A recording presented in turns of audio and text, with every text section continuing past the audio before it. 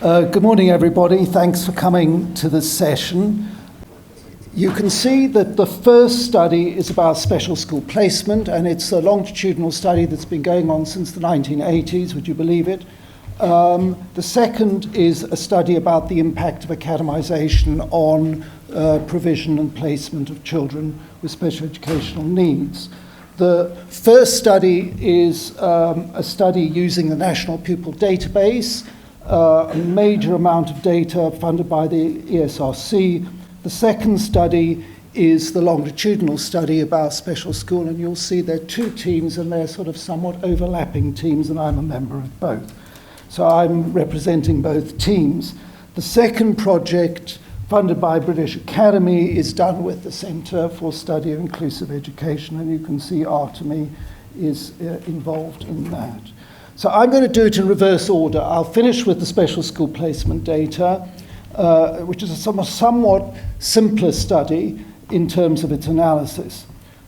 I'll say a bit about the background to study one, and I think Andre's comment about some schools being a little less welcoming to children with SEN, I think sort of underlies why we did this study. And it's a study about whether academisation, which as you can see goes back to the Labour period of government, which was a very small-scale move to deal with schools that were in more disadvantaged area, that was sort of taken over by the coalition in 1910, and we now have a major move where, in fact, academies have certainly taken over as the predominant model of secondary schooling. So the questions are, there has been a lot of anecdotal evidence, and the question is, can we actually provide evidence as found within the National Pupil Database? Now, it's a major data task to do that, and I won't go into too much of that. But the main question we're asking is, what is the impact on pupils with SEN, both SEN support and those with EHC plans? And of course, our data goes back pre the 2014 switch in terms, and we've just used we've tried to get some equivalent in the terms used. So the aims of this study are to document the changes in school composition from 2011 to 2017, to document the rate, to show the rate at local authority level, and to then look at the proportion of pupils with SEN and SEN support EHC plans. And basically what we did is work at a school level with every school in the country, every regular ordinary school in the country from 2011 to 17. All this data is in the public domain. You just go to DFE Statistics, you can download it. You get a rather big Excel file if you try, 21,000 schools, and to really identify and track their change. Now, this is a major problem, and I won't bore you with this, but we had a really excellent data scientist, as he likes to be called, in which you have to follow the identities of schools, and schools change their identity numbers in order to do this tracking. So it's a very big data job. But that is the sort of overview picture. On the left-hand panel, you can see in primary schools the growth of converter and sponsored academies, somewhat lesser the reduction of maintained schools, and you can see the crossover on the right-hand panel for secondaries and particularly the growth of converters. So converter academies are certainly more numerous than sponsored academies, and sponsored academies are the ones that started their life during the Labour period of government. And you can see that free schools are growing and so on. Now, these figures obviously were up to a point because those were at the time when we started collecting the data. So that sort of gives you a sense. We also can produce some very nice regional diagrams or local authority level diagrams where the greater the redness of the area, the greater the academisation, and that sort of shows you sort of snapshots of how academisation has grown. Now, the interesting question is, while this has happened at a national level, what does this mean for those with SEN support and those with EHC plans? And you can see that the diagram shows it very clearly. Overall, there's roughly little change for the plan statement group but you definitely do see a decline in the proportions. Now, that, in a way, that partly reflects the 2014 change, where you see a rather larger decline. It preceded it, and I think this is the kind of analysis that we're looking for, is trying to tease out that sort of effect. Now, remember, this is all at a school level. We're dealing with 21,000 schools in this analysis. These represent 21,000 schools. Again, the left-hand panel is primary, the right-hand panel is the secondary, and you can see the top, well, I'm looking at the next slide as well. The top one represents EHC plans. Now, at primary, there's sort of some strange figures there, but by and large, if you look at the converters and maintain, they're sort of fairly static. Over the sort of the dotted line represents the 2014 change. But you do see a slight decline in the red, which is the sponsored academies. And the sponsored academies are the ones that I think come out in this analysis as raising questions, what's been going on in the sponsored academies. At secondary, you can see, I think, more clearly that the sponsored academies, obviously, there are a higher proportion of pupils with statements in secondary sponsored academies, and that is to do with the tradition that sponsored academies are schools that tend to be in more disadvantaged areas and in Ofsted terms require improvement. I read in The Guardian yesterday about how many primary schools that weren't doing well in Ofsted were being forced into academisation. So I think this process carries on, but you can see that unlike the maintained, there's decline, but the rate of decline is could be somewhat more, and it's difficult to interpret these descriptors. But if you look at the SEN support, so what we're doing is closing in on sponsored academies and SEN support. And I think these figures do show, both at primary and secondary, the red lines show a greater decline despite the 2014 switchover. And it seems that there are questions then about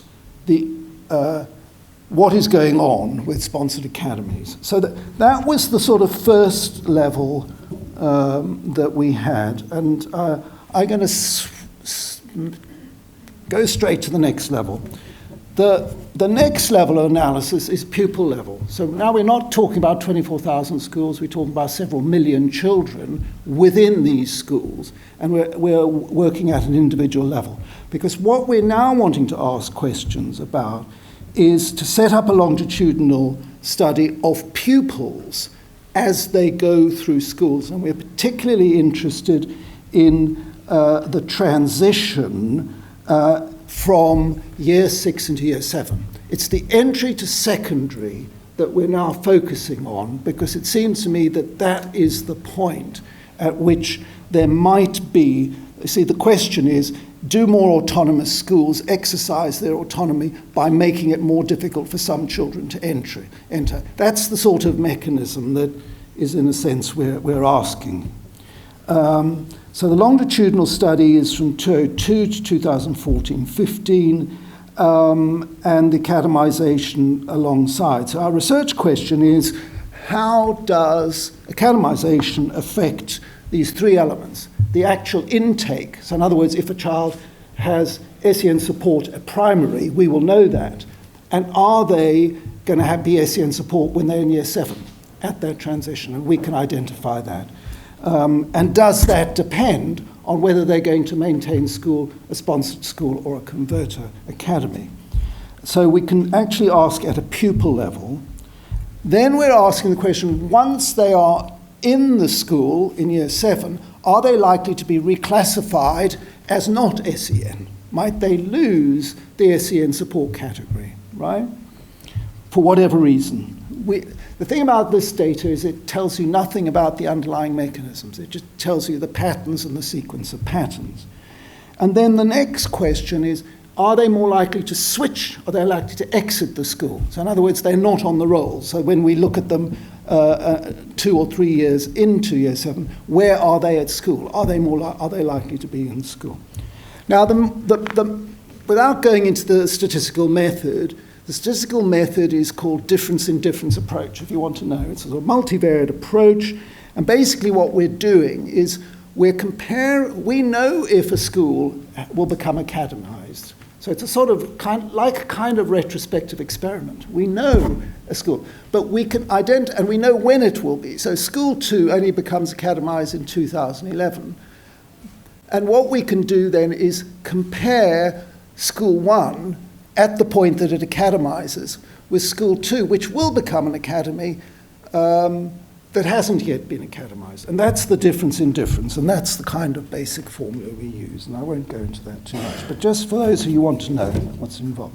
So what we're doing is looking at effect sizes, and the effect size is basically to say what sort of effect does the type of academization have compared to the maintained schools. So that is what we're comparing against, which is the 0.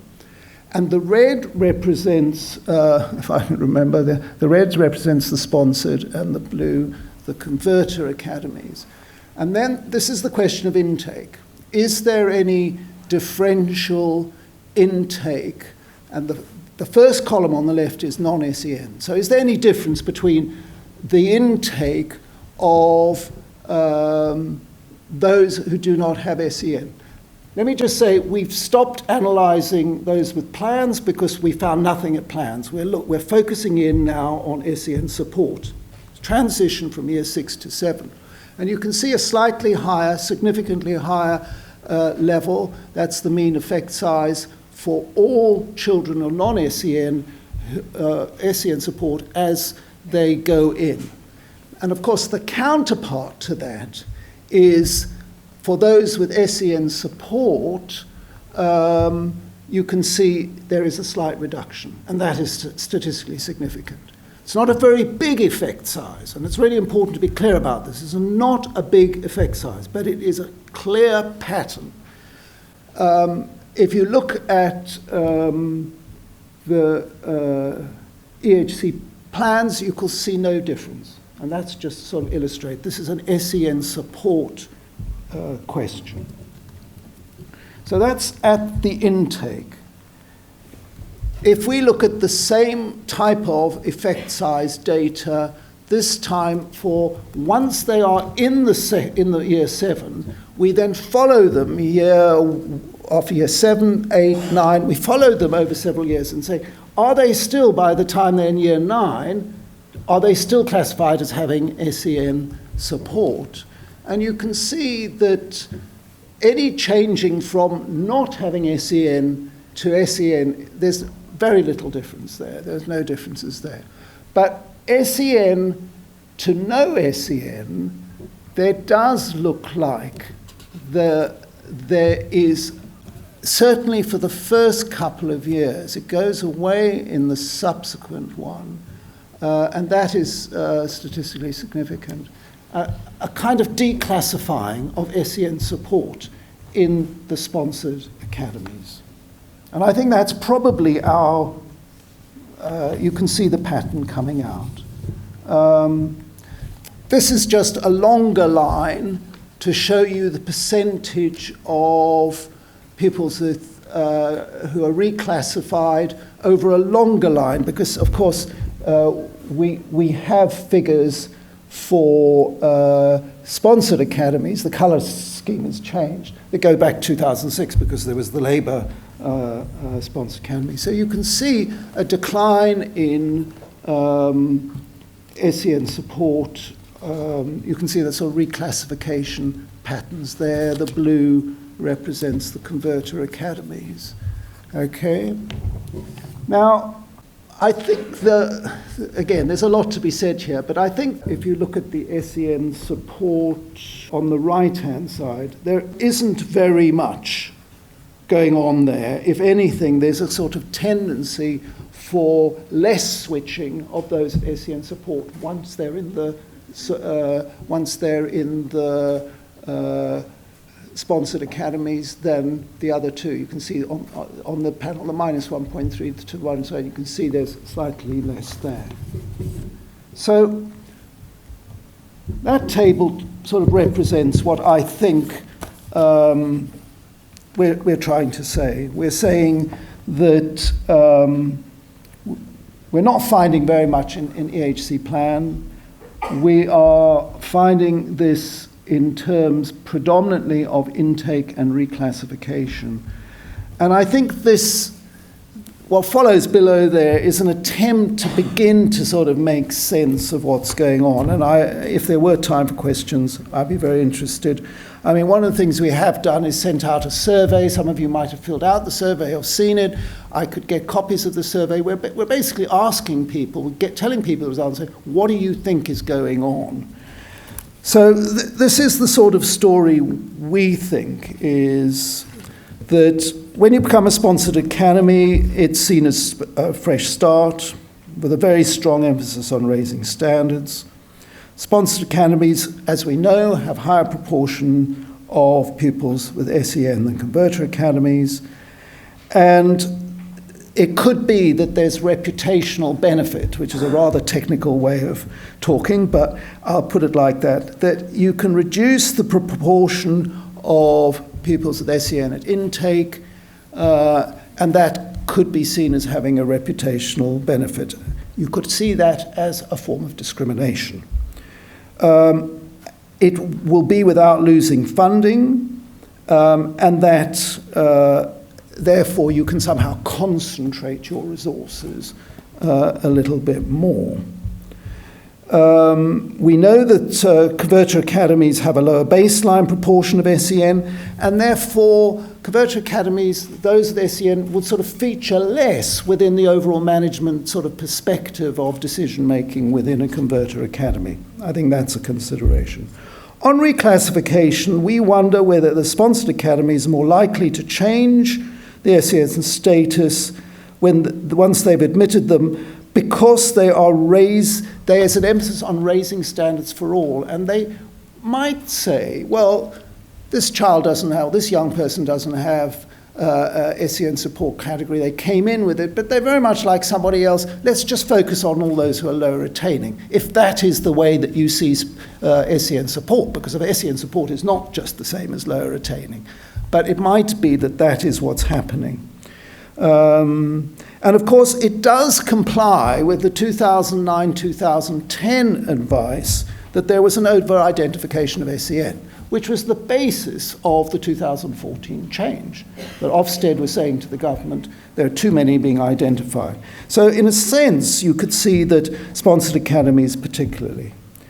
What other mechanisms? I mean, parents with SEN might be less likely to apply to a school that has become an academy. They might say, there might be the perception that the school might be less welcoming. So there might be actually a parental choice not to send, rather than the school saying, here's somebody who wants to come here. No, we'll find a way of directing them elsewhere or saying we don't have the ability.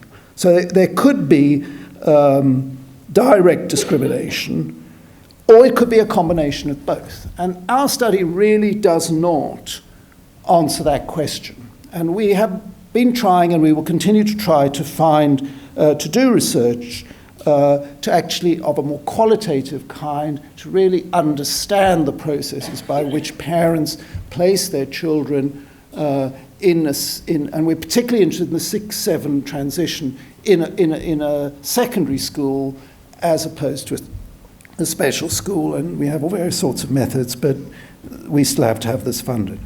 So we have a website, and all of this is on the website. We also have something called a Shiny app, where you can actually interact and see what is the degree of academisation in a local area and what proportion in special needs. So this is sort of an interactive website.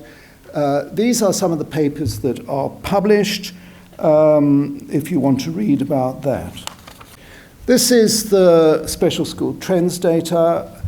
This is a rather sort of awkward diagram, but it explains roughly what we've been at business. The project's been as going since 1983. It was started by someone called Will Swan. I don't know if any of you knows Will Swan. He used to work at the Open University. And I took it over some years later. And this has been monitoring the downward trends right through to the end of the 1990s. And an interesting story was the guy who used to commission this research, because commissioned by CSIE, said to me, "Oh, Brahm, look at this. At what point can we expect there to be no children in special schools?" So we did a sort of extrapolation on something like 2055 on that basis. But I said, "Mark, don't think it could flatten out and start rising and so on." But in those days, certainly in the 90s, there was a sort of view that this was going to continue. Well, what has happened to the line is a bit like what happens to unemployment figures as you change the sort of the formula. The formula has now produced a lower percentage in special schools because the denominator has to include children from 5 to 19. And therefore there will be a proportionately less.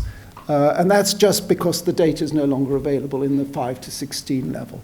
But it's not the level as much as the pattern and the direction. You can see in red that it's beginning to slow down. You can see the green, which was a study done in the early 2000s, since the coalition was beginning to rise, and the most recent are going up. So we're on up, and a colleague of mine said to me, Brahm, who was looking at this data, he was saying, "Oh, yeah, you should see the figures since this data. They are continuing to go up." It's therefore not easy to compare it back to 1983 because the levels are different, but the pattern is clear. So, just to give you an idea of what the pattern over the last 10 years is, and I think I would make one very important point of policy relevance, that the rising rate preceded the move towards academisation.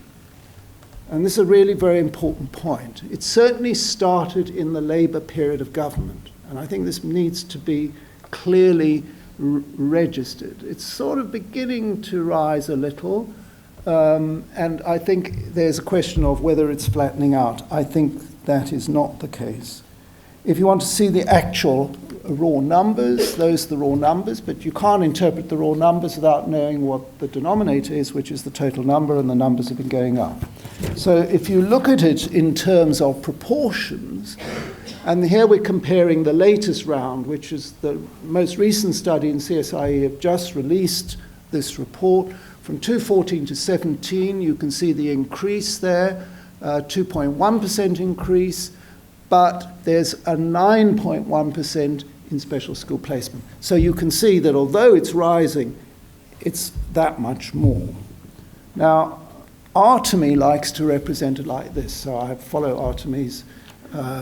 She likes to sort of represent it as 1 in 133 are in 2000 nationally, now going down to the figure on the right. And I think that sort of gives you a sense of what it means, just another way of representing it. What we also do, we also have a Shiny app version where you can interact with and look up in a local authority like Birmingham and see, and you get patterns like this, and you can then bring out the figures. And it shows you the overall of those that are outside the ordinary classroom, those in special schools, those in special classes, those in non-maintained schools, and so on. So that is a sort of, partly the technology now allows us to do slightly more. These are figures 0 to 19 who placed in special units, and you can see, again, 1 in 667, 1 in 1205. I would just like to make a point, this is just my personal point, because I try to keep my own views out of this, is how low that figure is of children in units. And I think it's a very telling view about our views about inclusion, very different from countries like Finland or even the United States, who are much greater users of units and special classes. And I always find it strange why in this country the debate around inclusion somehow never seems to to have some kind of integrated unit. PRUs, you can see the figures of PRUs, again, quite a low proportion, but rising. And then one of the questions you might ask is the reduction in these types of provision accounting for the increased provision in special schools? I think the answer to that is a little bit, but not all. So there's a sort of question that there might be some movement among the non-mainstream school settings. You can, on the Shiny app, if you access that, you can also get the regional views and the colours. There's a colour scheme that represents the different types of authorities, and we do analyse the data by county, unitary, London Borough and metropolitan. And I think one of the things to say about this data, which is different from the DFE, because in the DFE statistics, they give out national figures, but what we're doing is that we look at the children in terms of which area they reside, and therefore if children who go to Newham, because Newham is the least special school using authority in the country by far, but Newham still exports children. We will count those children in our figures. We won't just count those children who are in Newham schools. And also if children come into Newham special schools, and Newham does have special schools, they might not call them that, but they act as special schools. So that is what is particular about this data. But for the first time that this monitoring is taking place, I think we're using the full ability to have interactive. So what I want to finish off very, very rapidly is just show you some of the local authority variations, because certainly CSIE's interest is very much in the rates of change. And because I am running out of time, I'll go straight to comparing the most and the least using special school. The most using is Torbay. The least using is Newham, and that's the comparison, right? And if you look at those figures, you can see the change of Torbay from 1 in 89 to 1 in 57. Torbay really have become a very big user of special schools, and that's the pattern that comes out in the Shiny app of the two schools from Newham and Torbay. I'm not going to speak to those. But what we are showing is since 2014, we now have 122 local authorities that are showing an increase in special school, and that's an increase in the previous period. So it's pretty uniform. I mean, of course, they're at different levels, but it's pretty uniform across the local authorities. It's not like it's just concentrated in some when you look at the national picture. So I think that's important. And those are the figures. You can see Newham there, Cornwall, York, Somerset, Kensington, Chelsea, and so on. We could spend ages talking about why. Here are, it's not coming out very nicely at the bottom, but that's Torbay, Knowsley, Wirral, and so on. You'll see Birmingham is quite low as well. So, as I said, I'm going to draw to an end now. The significance. I should just very quickly just say what the significance is. I mean, when I say the significance, I'm not talking about in terms of the designing of the school system. I mean, just in terms of bringing out the idea that the government is on one hand, as a fact, committed to the United Nations Convention on the Rights of People with Disability. On the other hand, we have really a very wide range of practice about special school placement. And clearly, I think one of the things that has been said several times, the DFE, is the data collection needs to be improved. We've actually found errors in the data, and they've had to go back and correct them. I think that Americans have a system where they record how much time children spend in what they call a regular classroom setting. They have brackets of 0 to 10 and so on, so all the way through. And they collect that, at a state level and a school district level. And I think we could do that too, because I think it would allow us to look at dual placements, allow us to look at how units work and so on. So there's plenty that could be done just at that level. Those are, if you go into CSIE, you'll get it. Those are the Shiny app. Again, that's the other interactive. Thank you.